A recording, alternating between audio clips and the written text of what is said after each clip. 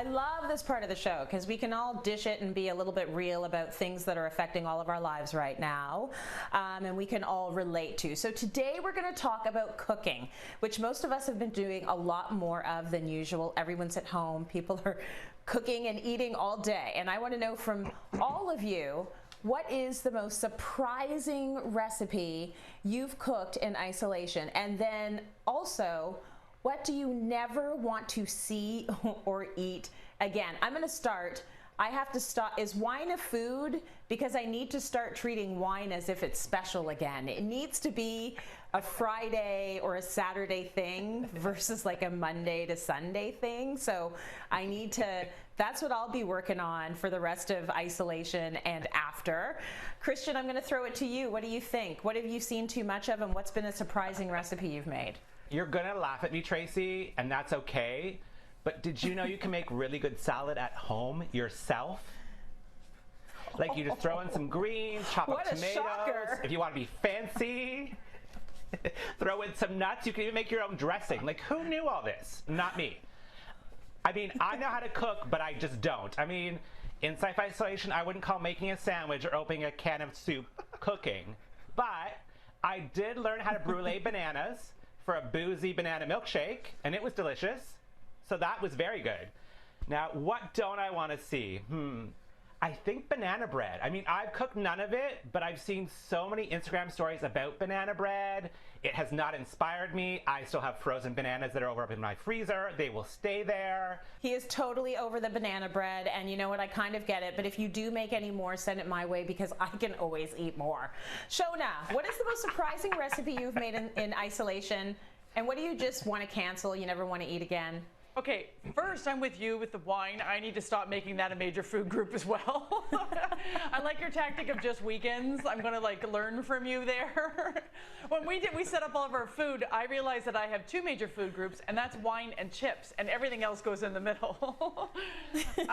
But the strangest thing I made is probably, I make these cookies. It's a Jessica Seinfeld recipe, and they're chocolate chip cookies, but they have whole chickpeas in them. And they're so delicious.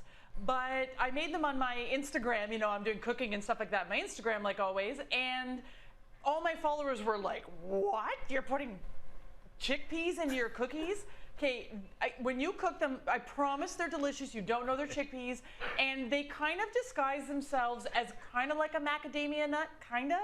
You're adding in some good with the quote-unquote bad. I like that idea. I ate them for breakfast the next morning. I had 3 of them because I felt not guilty about that with my coffee. See, the chickpeas made it all worth it. Okay, over to Jason. Jason, what's the most surprising thing you have cooked in isolation? And what do you just not want to see any more of? Well, the word cook and chef are very strong words for me. I think the most surprising thing that I've done is where am I choosing to order from Uber Eats? That's pretty much my level of cooking. That said, I think we've been very excited because we've been making a lot of salads and using beautiful tomatoes and bocconcini. And I will say I've put a little olive oil on it, a little salt and pepper. That's the biggest surprise for me. And then the stuff that I can't see ever again. I mean, I went down a very dark hole at the beginning of just eating bags and bags of chips. I think it was because, like, at the beginning, the shelves were empty, and I'm like, what am I going to get? What can I grab that I'm going to want? So I have all these chips left over, so I think I need to really step away from the chips. I don't need to see them again, and yeah, that's my take on this whole thing. Step away from the chips. It's like we all made this decision that this was going to be about a carbo load. That's what COVID-19 was going to be about. Because everyone at the supermarkets, it's just junk food. Like, the carts are just filled with junk. We've all decided this is the road we're going down. So at least we're in good company. Absolutely. Deb, how about you? Anything surprising? Because you've made so many recipes over isolation. What's been the most surprising one? Maybe not the most surprising one, but the most exciting one that I was able to share is a restaurant-style version of butter chicken, one of the most popular dishes in the world. A lot of people take the butter chicken sauce out of the jar from the supermarket, or they make it, and like me 5 years ago or whenever it was, I just couldn't nail it. So the way that I share this one, this restaurant style, it's restaurant style because of the ingredients that are used, but most importantly, the technique that is used to attain that end product. So I'd have to say, out of everything I'm most excited about the restaurant style butter chicken recipe. Now, what am I not so excited about?